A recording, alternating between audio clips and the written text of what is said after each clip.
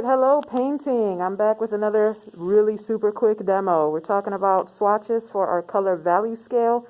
In class I had talked about economizing our Bristol board. So I had this piece of Bristol board that I have done my swatches for, a different kind of scale on, and it had a bit left over, blank space. So I cut it out so that I don't get wet paint on that one. And I'm going to do my color value scale on this piece. I might need more if I mess up, and that's okay, I can get more at that point. But for now, I'm going to try to keep it to this. You see that I've got my white, I've picked blue for my color, and there's my black. And we're going to start mixing. The precise order that you do this in is up to you. You could start with the blue and start mixing more and more white into it to get lighter. I'm going to start with the white and mix blue into it. I've separated some white so that I have some just plain white left by itself. But I'm going to go ahead and start adding a little bit, just a little bit of blue to that white. Now the thing about mixing into the lighter color is that you really want to start with just the tiniest little bit, because the darker color is going to overpower the white pretty quickly. And it looks like there is a hair or something in my paint. You want to make sure that you're mixing thoroughly until you can no longer see streaks. You don't want streaky swatches. I think that hair is really causing trouble. It's probably a cat hair. It's okay, so now I've got this kind of baby blue there. Let me see if I can pause and get this hair. All right, I got it. So now I'm going to go ahead and paint this baby blue swatch, and I feel like it's too dark. Honestly, I think it's too sudden.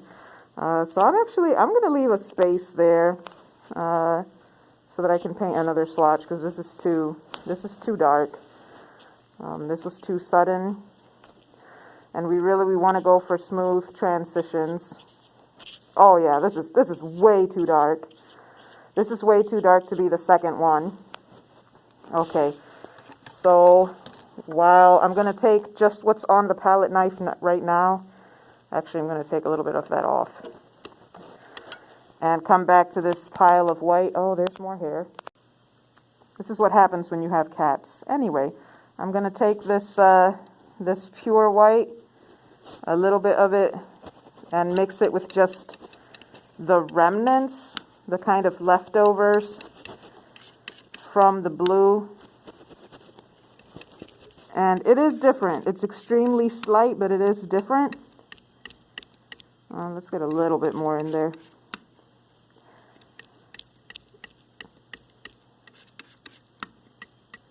And then, now let's paint the swatch.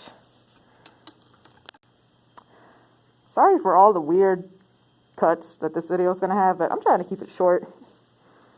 Oh yeah, there we go.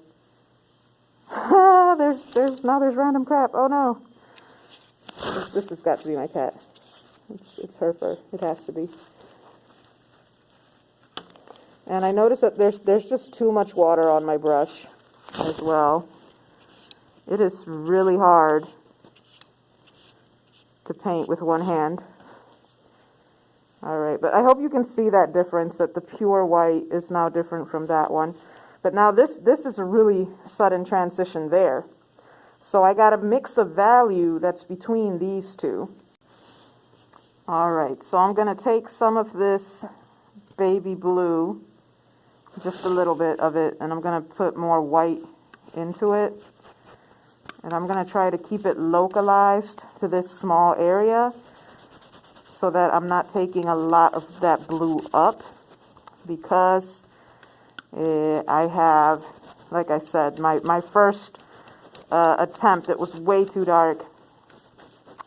Now I've paused several times because I've noticed that there's gunk, there's like lint, there's hair. I'm guessing it's cat hair. So that messed up my swatch, like this second swatch. I think you can even see that hair in this video. So I made another one. Yeah, so I'm definitely going to end up needing another piece of Bristol board to finish these swatches. All right. So it's like they say, the best laid plans of mice and men, or something like that. All right, but we can see now that if I had painted this on my scale, I'd be in trouble, right? This is why we do swatches instead. Now at this point, I'm going to go ahead and come back to that kind of original batch of baby blue that I had made. And I'm keeping in mind that I need 4 shades, right? Or is it 5? It's 5. I had to do some quick counting there. All right, so I'm going to take that baby blue. I'm going to wipe my palette knife off. I've got a lot of scrap around me that I can just use. Oh, it's the rust from my knife that's jacking things up. Now see, this happened because I lent this knife to a student before I had a studio supply of palette knives. And they left it in the sink. Never, never, never leave metal things to sit in the sink. Even if they're stainless steel, there's a limit. There's a limit to what stainless steel can take. So now this rust is literally messing up my color value scale. This is why you take care of your supplies, folks.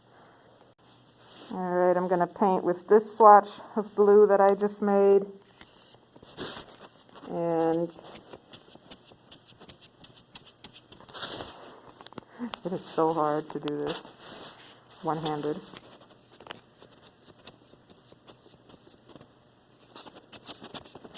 But I think you get the gist of it, right?